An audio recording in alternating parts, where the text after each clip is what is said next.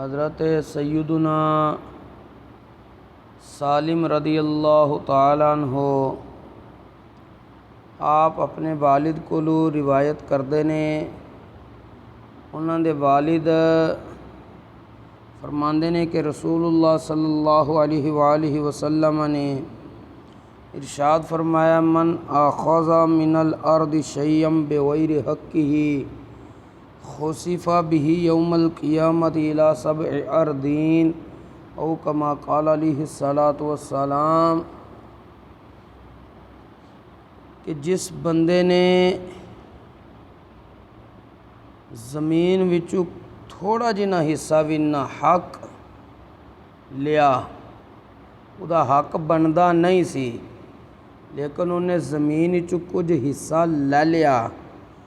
قیامت والے دیہڑے اس بندے نو 7 زمیناں تھلے دنسا دتا جائے گا۔ اگے دوسری حدیث پاک دے اندر حضرت سعید بن زید رضی اللہ تعالیٰ عنہ فرماندے نے کہ رسول اللہ صلی اللہ علیہ وآلہ وسلم نے ارشاد فرمایا، من آخذ شبرا من الارض ظلما فإنہ یطوقہ یوم القیامۃ من 7 اراضین، کہ جس بندے نے ایک گٹھ بھی زمین، ایک بالشت زمین ظلمن حاصل کیتی، جس بندے نے ایک گٹھ زمین ظلمن حاصل کیتی، فإنہ یطوقہ یوم القیامۃ من 7 اراضین، اس بندے نو توق پہنایا جائے گا گردن دے اندر، قیامت والے دن 7 زمیناں دے وزن دے برابر، یعنی جڑی انہیں ایک گٹھ زمین حاصل کیتی ہے ظلمن،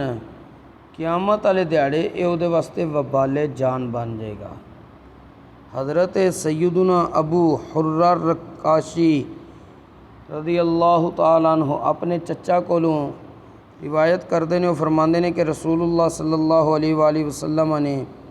ارشاد فرمایا سی، الا لا تظلموا الا لا یحل مال امرئ الا بطیب نفس منہ، سن لو کوئی بندہ تواڈے چوں ظلم نہ کرے، کوئی بندہ تواڈے چوں ظلم نہ کرے، کسے بندے واسطے کسے بندے دا مال لینا اتنی دیر تک جائز نہیں جتنی دیر تک اگلا تانوں خوش دلی نال نہ دے۔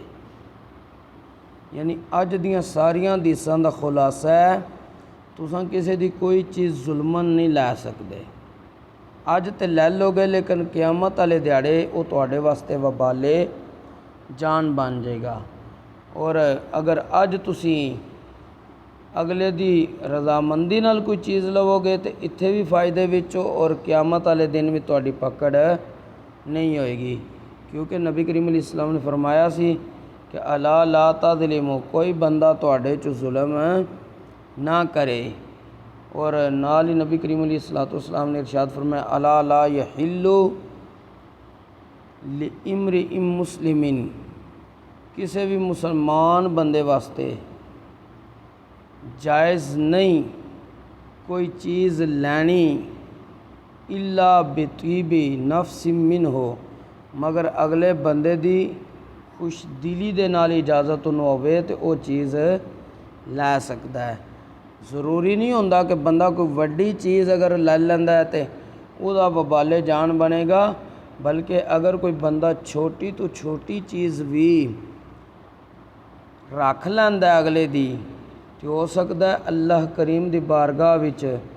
کوئی بندے دی پکڑ دا سبب بن جائے۔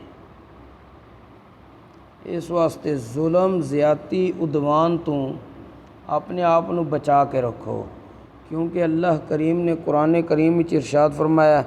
وَلَا تَعَاوَنُوا عَلَى الْإِثْمِ وَالْعُدْوَانِ، گناہ اور ظلم زیادتی دے کام تے کسے ایک دوسرے دی مدد نہ کرو۔ اللہ کریم سانو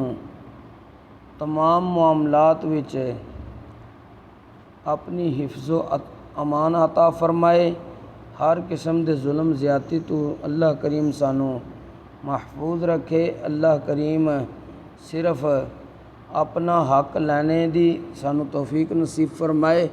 کسی دا حق غصب کرنے تو ہمیشہ واسطے محفوظ رکھے۔ وما توفیقی الا باللہ۔